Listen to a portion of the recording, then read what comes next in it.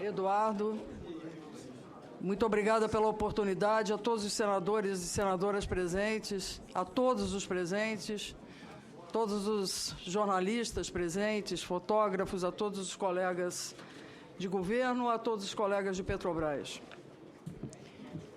Começamos, então, uma apresentação bastante objetiva e direta.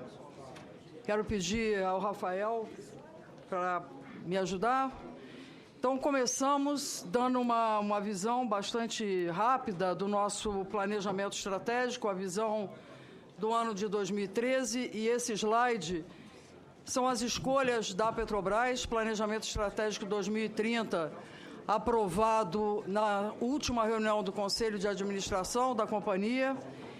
E o objeto desse slide é que, além da produção de petróleo, que vamos estar atingindo nos próximos anos de 4 milhões de barris de petróleo por dia, no segundo slide vem uma mudança que é exatamente na área do refino, na área do abastecimento, em que, na visão do ano de 2013, nós confirmamos o crescimento do refino no Brasil, em que estaremos atingindo uma capacidade de refino de 3,9 milhões de barris de petróleo por dia refinado no Brasil. Então, o Brasil confirma a Petrobras o seu crescimento do seu parque de refino. Chamo a atenção para que, especificamente na área de abastecimento, nós temos um investimento de 38,7 bilhões de dólares nesse período dos 5 anos, 38,7, para mostrar aos senhores no próximo slide essa expansão do parque de refino. Então, nós temos as refinarias, a RNEST, Refinaria Abreu e Lima, o Trem 1 e o Trem 2, o primeiro trem entrando em operação esse ano, o segundo trem no início do ano que vem, depois o Comperj do Rio de Janeiro, 2016, a Prêmio 1 e a Prêmio 2, cuja documentação está sendo concluída para iniciarmos o processo licitatório. Para concluir esse parque de refinos, nós estamos fazendo uma projeção de 38,7 bilhões de dólares. Em azul, a produção de petróleo e em vermelho, a demanda por derivados no Brasil até o ano de 2020. No próximo slide, nós mostramos o progresso físico e financeiro das refinarias RNEST. Hoje, eu estive ontem na RNEST, nós estamos com uma realização física de 87%, e no Rio de Janeiro, RNEST é a refinaria do Nordeste, a refinaria Abreu e Lima. Nós estamos com 87% de realização física, e nos últimos 2 anos nós temos seguido categoricamente o planejamento físico e financeiro. Nós estamos exatamente em cima do planejado e cumprindo, tanto na RNEST quanto no Comperj, o planejamento financeiro desta refinaria. Nos 2 últimos anos, temos realizado, do ponto de vista financeiro, exatamente o planejado. Então, são 2 grandes refinarias muito importantes para o parque de refino da Petrobras. Bom, nesse slide, nós voltamos no tempo e olhamos ali o plano estratégico 2015. Lá em 2004, foi planejado, desenvolvida as ações de Petrobras para o ano de 2015. Naquele ano de 2004, nós não tínhamos a descoberta do pré-sal e a produção em campos de pós-sal, não pré-sal, portanto... Senhor presidente, se alguém tiver incomodado com a conversa e a fala da presidente, nós podemos parar a sessão para a gente... Senador Inácio, pode continuar, presidente. Obrigada. Então, lá no ano de 2004, nós voltamos para poder falar de Passadina. Lá no ano de 2004, nós não tínhamos o pré-sal, nós não tínhamos a produção do pós-sal e não tínhamos a projeção de aumentar o parque de refino no Brasil. E a orientação dada pelo Conselho de Administração foi exatamente de que ampliássemos as nossas atividades de refino fora do Brasil, para que nós endereçássemos a nossa produção de petróleo do campo de Marlim, um óleo pesado, que quando você exporta esse óleo pesado, você dá um grande desconto no valor desse petróleo. Então, seria interessante que a Petrobras refinasse esse petróleo fora.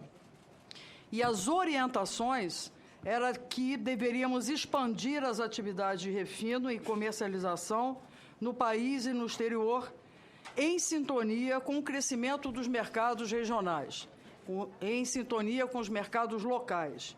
Deveríamos agregar valor à produção de óleo pesado da Petrobras. Agregar valor significam dois movimentos. O primeiro, quando você exportava o óleo pesado, um grande desconto no valor do Brent, do preço do óleo.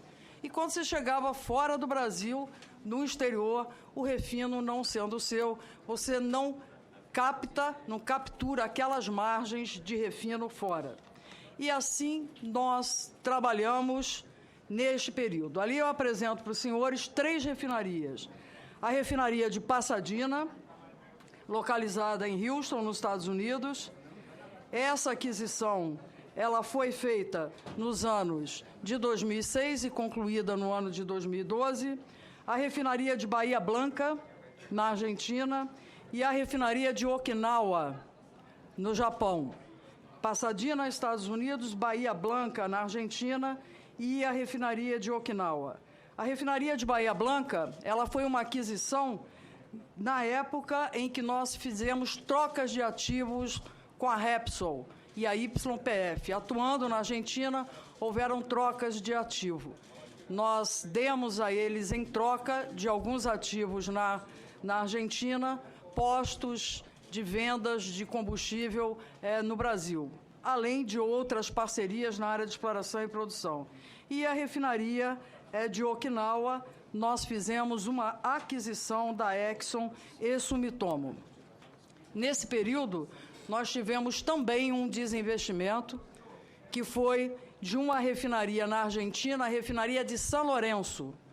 Na época que Petrobras, no ano de 2002, comprou a Pérez Compan, nós compramos ativos da Bolívia, ativos na Argentina, ativos no Chile, ativos no Peru, e veio esta refinaria. Nós não temos os valores dos ativos, não foram levados a livro no que se refere a cada ativo isoladamente. Mais tarde, entendemos que era adequado, correto, fazer o desinvestimento desta refinaria de São Lourenço. Chegamos, portanto, a Pasadena. Pasadena é uma refinaria de 100 mil barris por dia. Ela está localizada num dos principais hubs de refino e logística de petróleo e derivados no exterior, nos Estados Unidos. Hub é um conjunto de atividades de refino e de movimentação de carga de petróleo e de derivados, e essa Pasadena é uma refinaria. A gente olha assim aquele slide, além tem encontro de tancagens de vários trades, algumas refinarias se misturam. Aquele número 3 ali é o Ship Channel, que é onde a nossa refinaria, a refinaria de Pasadena, ela está bem na beira desse rio. Tudo isso favorece a essa movimentação de carga e essa parceria que existe entre refinadores nos Estados Unidos. É algo que a gente não tem aqui no Brasil, esse conjunto de refinadores e de tancagem e de operações. Tudo isso traduz para a refinaria uma grande importância dentro do maior mercado, do maior consumidor de combustíveis. Apenas para os senhores terem uma ideia, o consumo de gasolina nos Estados Unidos, o ano passado, foi de 8,5 milhões de barris de refinados gasolina por dia, 8,5 milhões. O nosso consumo no Brasil, nesse primeiro trimestre, é de 736 mil. Então, nós estamos falando de 8,5 milhões contra 736 mil.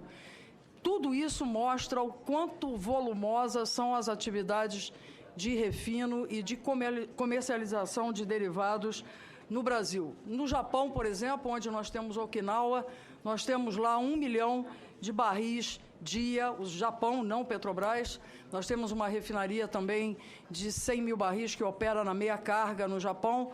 É um volume realmente muito impressionante, o volume de combustíveis no Brasil. Então, essa refinaria e as outras vizinhas têm como grande vantagem estar dentro de um dos maiores mercados do mundo. E agora nós vamos passar alguns slides, 4 ou 5 slides, trabalhando em cima das margens. E eu quero explicar para vocês, para que a gente possa acompanhar bem, é bastante simples a explicação. Na parte de cima, o azul claro, eu tenho ali refinaria para óleo leve.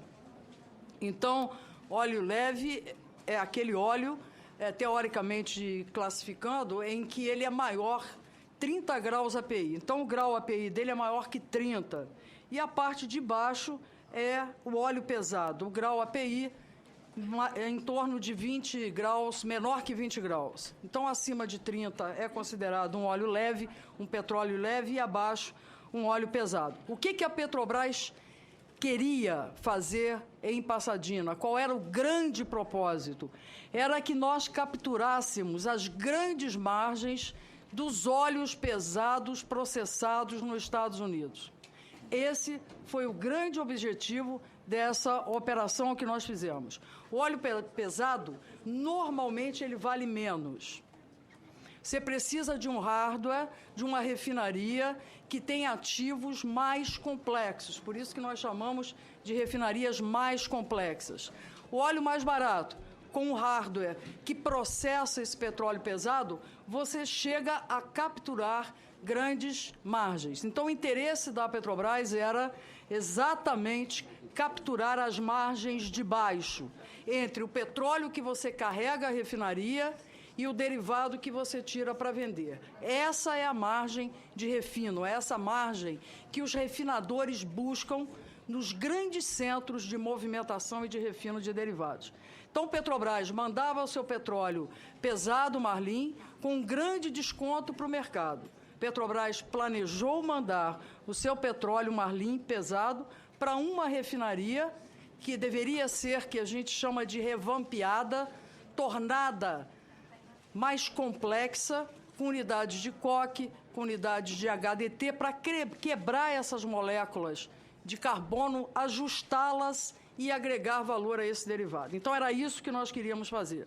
Tivemos um trabalho na Petrobras de alguns anos em estar mapeando essas refinarias e esses mercados, e nós tivemos, tanto da Mackenzie quanto da Cera, que são duas grandes consultorias fundamentais para a operação da indústria de petróleo. Eles olham anos à nossa frente e nos dão sustentação para grandes tomadas de decisão. E essas duas consultorias colocaram para nós as efetivas oportunidades de operarmos no Golfo do México com o nosso petróleo. E, buscando essas margens, os senhores olham que no ano de 2005 as margens para óleo pesado eram de $10 por barril. Nós caminhamos. E assim iniciamos um trabalho, como disse, de prospecção no Golfo do México. Nós temos esse trabalho que fizemos e que estava em sintonia com o nosso plano de negócios. Em fevereiro de 2005, nós recebemos uma correspondência da Astra para a Petrobras, propondo explorar e desenvolver potenciais parcerias com a Petrobras em refino nos Estados Unidos. Em setembro, ocorreu o closing, o fechamento dessa operação. Fizemos todos os estudos de viabilidade técnica e econômica, temos a posição do Citigroup, que fez o Fairness Opinion, que deu a posição final para nós. Existem ressalvas, algumas ressalvas, e é bastante razoável que esses que manifestam um parecer financeiro para um cliente, que ele faça ressalvas de tudo aquilo que ele não foi contratado para fazer ou que ele não recebeu de informações. Então, ele diz, usamos os números da Petrobras. E a Petrobras toma a decisão com seus números o dia inteiro. Usar um número de Petrobras é usar números, em geral, de boa qualidade. Então, usar ou não os números, ser pago para fazer a própria busca dos números que serão avaliados, pode ou não ser contratado pelo banco, no caso o Citigroup, que fez aquela avaliação. Houveram ressalvas. O Citigroup entregou à Petrobras uma manifestação em relação à sua avaliação financeira. Então, quando chegou no ano de 2006, nós estávamos com margens muito boas no óleo pesado e no óleo leve. Lembram os senhores que nós estávamos na véspera da surpresa da crise econômica mundial. Uma grande surpresa, porque no Fórum de Davos, no World Economic Forum, no ano de 2008, as melhores cabeças pensantes do planeta sobre economia, diversos CEOs de dezenas de empresas estiveram lá, e não foi possível prever essa crise, mesmo alguns meses antes de ter havido o Fórum de Economia Mundial. Tivemos, em setembro de 2006, o fechamento dessa operação, uma aprovação do Conselho de Administração da Petrobras. Esse próximo slide é um outro slide bastante importante. O Conselho de Administração da Petrobras, no dia 3 de fevereiro de 2006, autorizou a compra de 50% da refinaria, baseado num resumo executivo, baseado numa aprovação da diretoria executiva da Petrobras. Notem os senhores que essa ata de reuniões que aparece do lado direito, eu vou deixar o material aqui certamente, nós temos ali menção ao documento interno da Petrobras que aprovou por unanimidade a compra de 50% desta refinaria.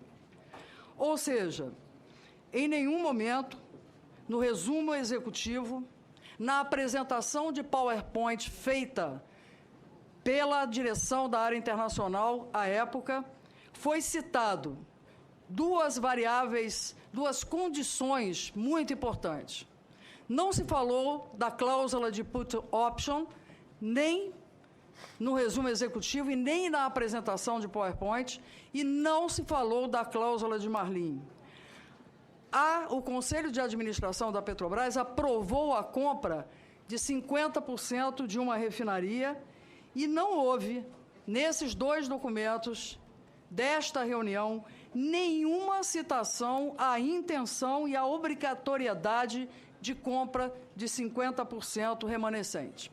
Então, esse foi o trabalho feito. Um resumo executivo sem citação a duas cláusulas contratuais completamente importantes. O valor autorizado pelo Conselho de Administração foi de 350.285.714 reais, dólares e 30 centavos de dólares. Esse foi tão somente a aprovação feita. Quando nós fazemos uma apresentação para o Conselho de Administração, uma apresentação num PowerPoint, quando nós tratamos o resumo executivo, ele deve conter todas as informações necessárias e suficientes para a devida avaliação do que se pretende fazer. E, além disso, é obrigação de quem leva para a diretoria apontar os pontos fracos e os pontos frágeis da operação. Não tem operação segura 100%. Não existe isso, imagino que em nenhuma atividade comercial, e certamente não existe na indústria de petróleo e gás. Eu queria pedir licença aos senhores para fazer aqui duas definições.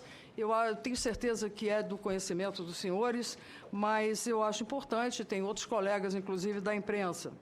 A definição do put option, no caso da aquisição dos 50%, de 100% da refinaria. Put option ou opção de vendas são opções que conferem ao seu detentor o direito, mas não a obrigação de vender o ativo subjacente sobre condições previamente fixadas. Isso é muito importante. Put option é uma cláusula bastante comum, mas é preciso conhecer aquilo que se chama de put price, que é o preço de saída. E esse preço de saída, normalmente, são equações com uma série de variáveis. No caso de Pasadena, foi prevista como contrapartida à Astra essa cláusula do put option, porque Petrobras tinha todos os poderes sobre o grupo Astra. Exemplo, vamos fazer uma revamp? Vamos fazer a revamp. Vamos fazer um programa de recuperação da integridade estrutural. Se a Astra dizia que não, agora não, Petrobras tinha a prerrogativa de dizer sim, agora sim. Então, a cláusula de saída ela é absolutamente normal, mas é fundamental que essas cláusulas de saída sejam bastante discutidas para que se avalie o custo da saída. A cláusula de Marlim, novamente uma imposição feita ao sócio, ao Grupo Astra. Nós vamos processar nessa refinaria o petróleo Marlim brasileiro, pesado, quando tivesse o revamp. E a Astra poderia dizer não, eu faço uma combinação de petróleos aqui, neste parque que eu mostrei aos senhores, e o resultado, a performance do refino será maior. Neste caso, a Petrobras, se houvesse tido o revamp, ela garantiria uma rentabilidade à refinaria. E lembro que a refinaria era 50% Petrobras, a Petrobras América, e 50% o Grupo Astra. Se essa cláusula tivesse sido exercida, se ela tivesse performado, os ganhos decorrentes seriam favoráveis à Astra e à Petrobras nos 50%. Caminhando no tempo, novamente uma série de eventos aconteceram e aí nós já estamos no ano de 2007 e 2008. Foi quando a Petrobras segue desenvolvendo o projeto de revamp. Ou seja, o que é o projeto da revamp? É pegar o mesmo hidrocarboneto, reorganizar as suas moléculas para que ele, através do coque, através da unidade de hidrotratamento, a gente chegue a moléculas mais nobres. Então, a Petrobras continuou no ano, até setembro de 2006, fazendo o estudo do revamp da refinaria. E aí, nesse momento, começa um relacionamento conflituoso entre as partes, entre Petrobras e entre o Grupo Astra.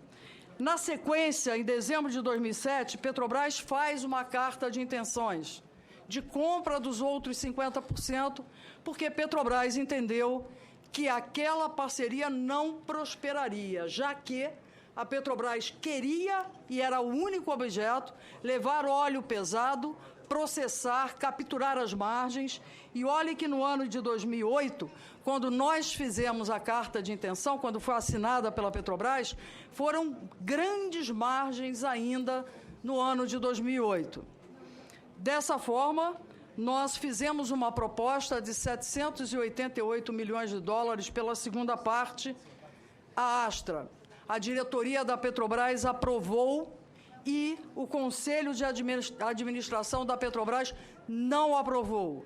O Conselho transferiu a avaliação diversas vezes, porque lá atrás, no ano de 2006, não havia sido apresentado ao Conselho de Administração da Petrobras a existência sequer da obrigação ou da possibilidade, sequer a intenção de comprar os outros 50% da refinaria. Petrobras chama a Astra a sentar na mesa para discutir a rotina da companhia. SMS, Segurança, Meio Ambiente e Saúde, Eficiência Operacional, e Astra não comparecia.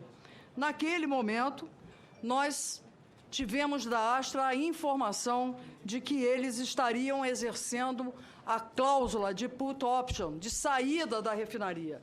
Não queremos fazer revamp, não queremos sentar com Petrobras para discutir a melhoria operacional da companhia. E saíram da posição, nós assumimos, no ano de outubro de 2008, ainda com grandes margens, a operação e a integralidade das ações da empresa.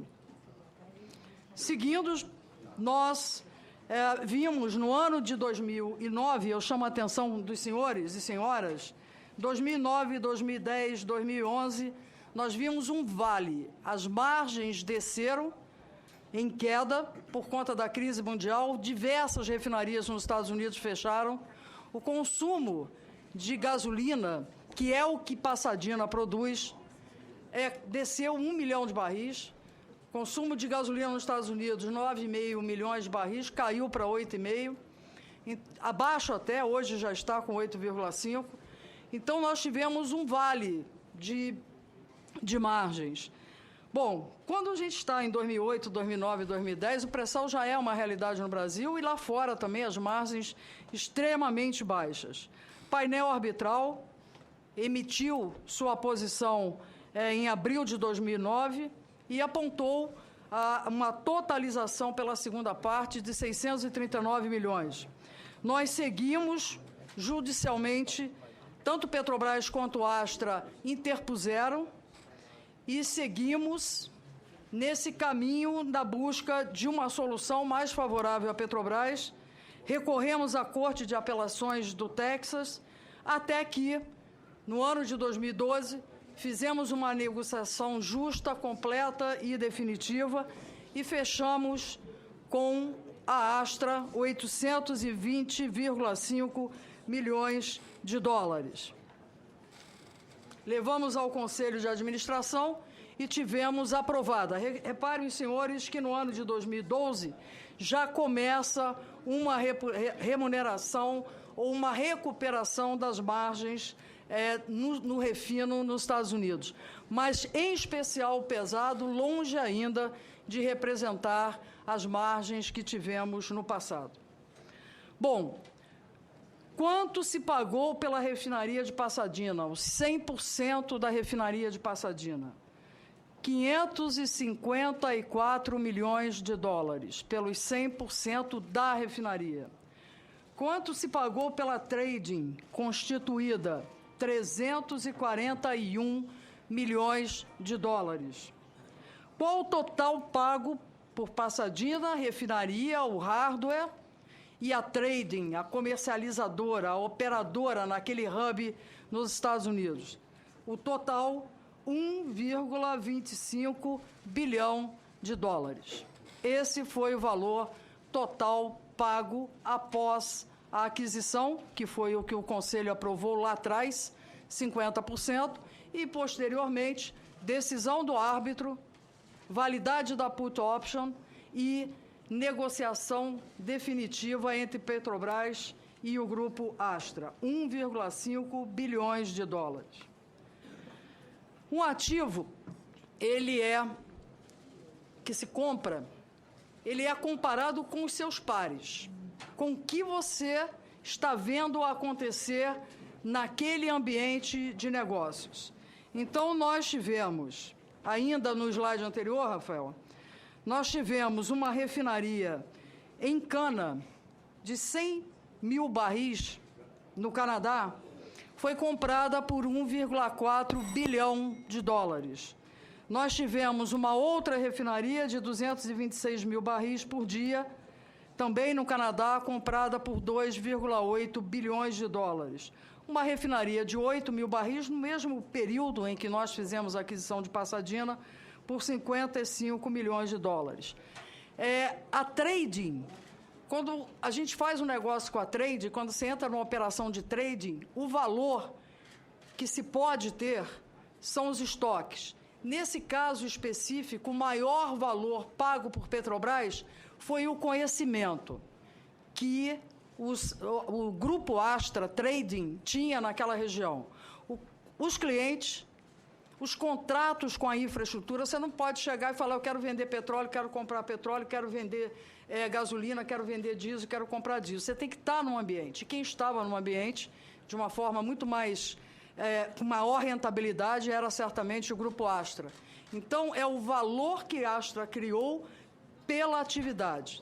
E aí, mais do que pelos estoques remanescentes, o grande pagamento feito foi, sim, pelo negócio, pelos contratos, por estar dentro da atividade de trading com um grupo extremamente importante. Lá atrás, quando o Conselho aprovou 50%, ele aprovou uma parceria entre Astra e entre Petrobras.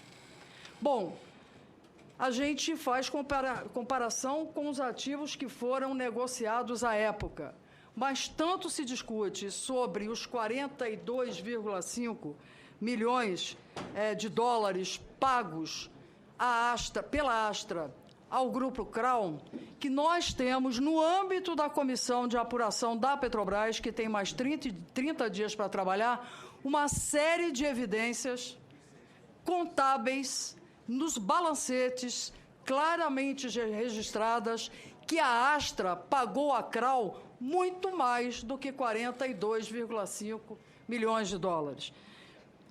No mínimo, a Astra pagou a Crown em torno, estimado, porque estamos nessa fase de fechamento de avaliação de todos esses balanços, 360 milhões de dólares. Interessante observar que, um ano antes da entrada de Petrobras, um pouco mais, houve um contrato de tolling, um contrato de refino da Astra, que comprou da Crown, no valor de 104 milhões, com o direito de, ao final daquele contrato de tolling, fazer uma proposta para a compra da refinaria. Então, é razoável que, dentro dessa operação comercial entre a Crown, que era a detentora da refinaria, e a Astra, que é uma trading, que ela tivesse ali, também nesse contrato, valores relativos aos ativos. Então, nós temos ali 104 milhões de dólares firme, demonstráveis, com contratos em balanço. Esses serviços custaram 80 milhões de dólares. Na sequência, no fechamento da operação, também dentro dos balanços, nós temos 42,5 milhões de dólares, mais 22 milhões de dólares do fechamento. Além disso, houve aqui um levantamento feito nos livros da PRSI, da refinaria, investimentos realizados pela Astra antes da nossa compra, de 112 milhões de dólares. Então, no mínimo, nós temos aí que a Astra pagou a Crown 360 milhões de dólares por 100% da refinaria. Então, nós pagamos pela refinaria 885 milhões de dólares e a Astra pagou 360 milhões de dólares no mínimo. Essa a Astra e essa a Petrobras. Fora isso, houveram juros, honorários que nós pagamos por conta desse processo que caminhou até o ano de 2012. Último slide aqui, penúltimo slide sobre Pasadena, nós temos o desempenho do negócio após o acordo extrajudicial.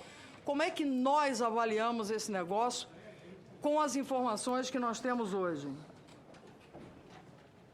Como eu disse, com o acordo extrajudicial para a compra dos 50% restantes, a Petrobras desembolsou no total 1,25 bilhões de reais.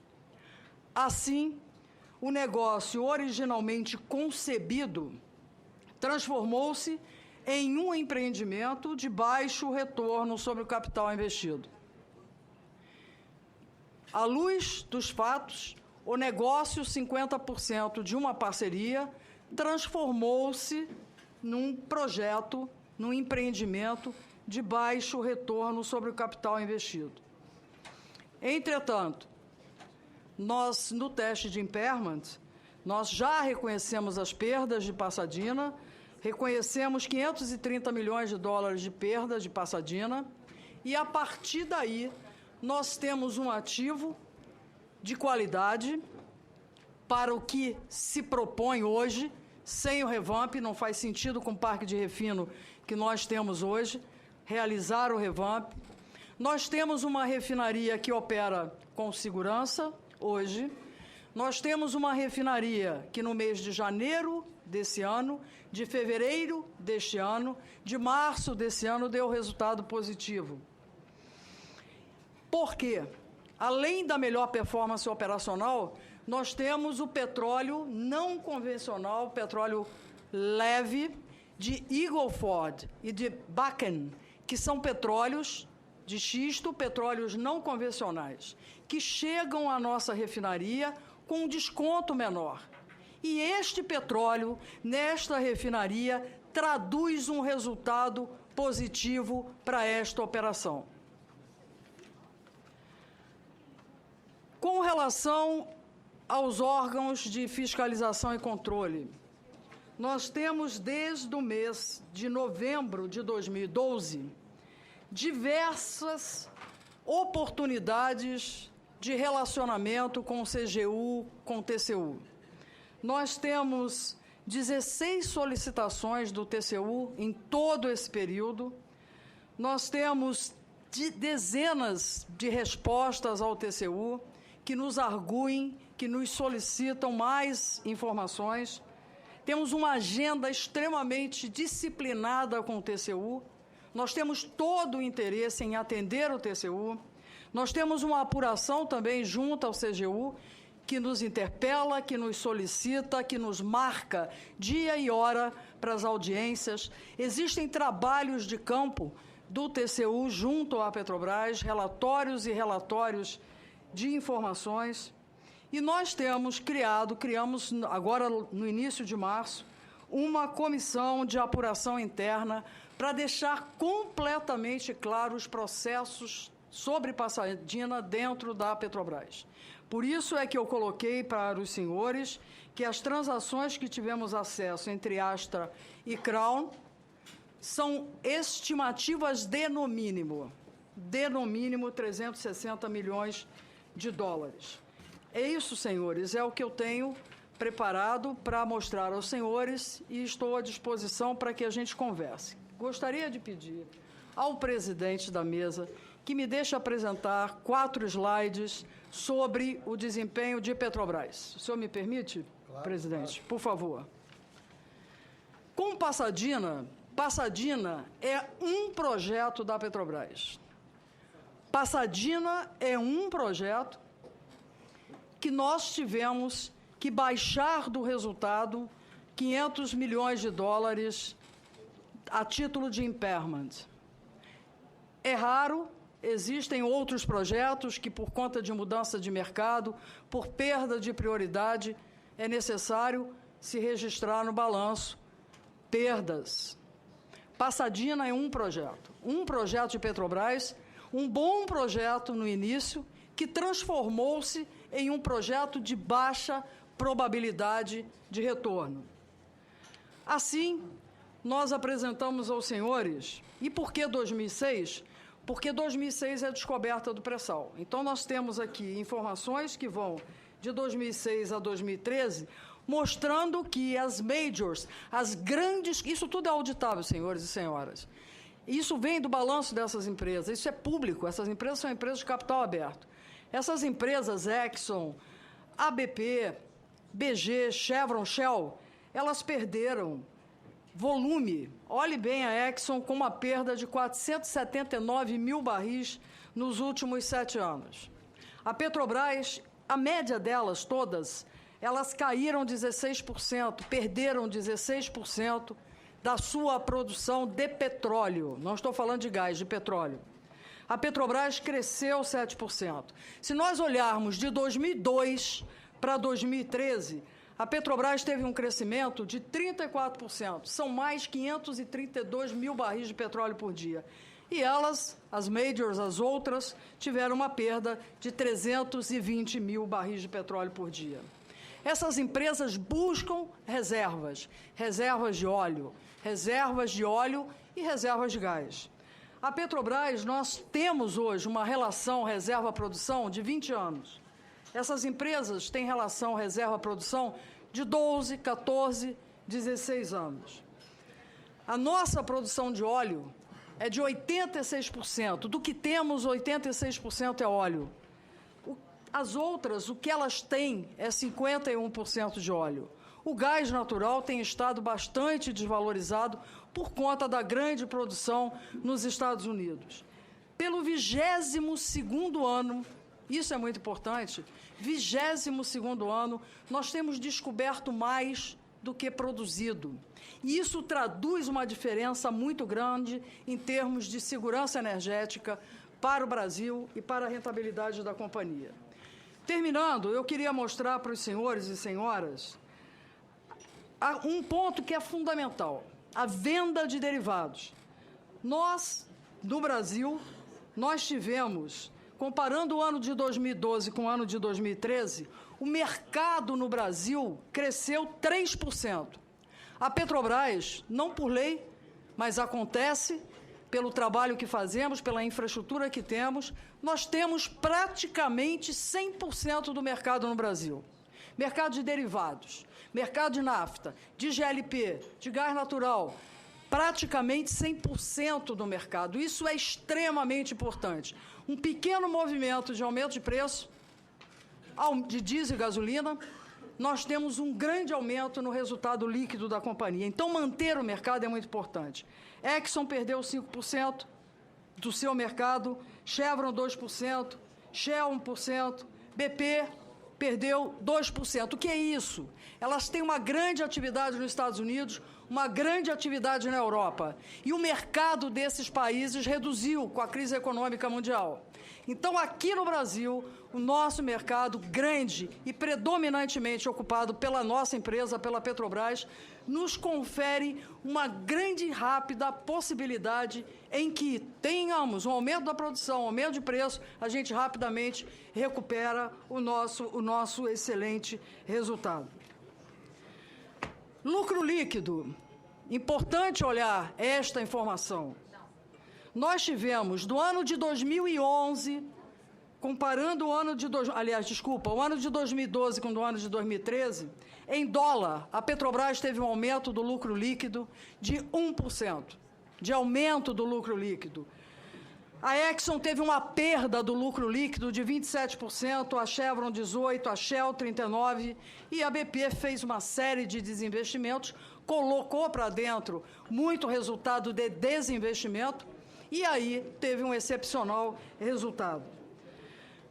O por que essas empresas perderam? Queda de produção, os senhores lembram que elas têm tido queda de produção? Queda de mercado, as economias onde elas operam perderam o mercado. Os custos elevados, este é um grande problema de todos nós, operadores da indústria de petróleo e gás. E, fundamentalmente, eu falei sobre impairment, que é baixar do resultado aquilo que você não considera mais retorno do capital que você investiu, onde as grandes operadoras têm uma conta muito grande de gás. E o gás natural, em especial nos Estados Unidos, trouxe resultado negativo para muitas empresas pelo seu menor valor. E aí, nós temos agora o investimento. Petrobras investiu, nos 2 últimos anos, 91 bilhões de dólares. A Exxon, 82%, Chevron, 76%, Shell, 83%. Ou seja, nós estamos em patamares muito próximos de investimento dessas grandes operadoras, porém, nos 2 últimos anos, investimos mais. Nossa produção é crescente, nós vamos produzir 3,2 milhões de barris de petróleo, nós vamos alcançar os 4,2 milhões de barris de petróleo no ano de 2020. E eu chamo a atenção para esse último slide, presidente, que nós falamos da dívida da Petrobras. A Petrobras hoje tem uma dívida bruta de 268 bilhões de reais. A dívida bruta da Petrobras é 268 bilhões de reais. A nossa dívida é para crescimento. Esse é o objeto da dívida da Petrobras. E eu chamo a atenção para os anos de 2014 e 2018, em que a nossa dívida, ela para de crescer. Por quê? Porque em poucos meses a nossa produção de petróleo cresce, porque nós aumentamos o parque de refino, aquelas 2 refinarias que eu mostrei lá no início, elas vão produzir mais diesel, mais gasolina, nós vamos importar menos, e nós trabalhamos para que haja convergência dos preços no Brasil com os preços internacionais. Sobre essa ótica, mais petróleo, mais refino, que é o que temos para acontecer, porque as obras estão ali sendo concluídas, as plataformas interligadas, e trabalhamos pela política de preços de conhecimento do nosso Conselho, que nós deveremos trabalhar, buscar essa convergência. Nós tivemos diversos aumentos de preços nesses últimos 2 anos, mas houve um aumento, uma depreciação significativa do real e nós, no tempo, perdemos essa convergência de preços. É preciso recuperá-la, a nossa produção vem e o nosso refino também. Assim, a dívida se alinha à geração de caixa da companhia e já, no ano de 2015, nós temos fluxo de caixa positivo. Presidente, muito obrigada e desculpa, eu estourei bastante meu tempo.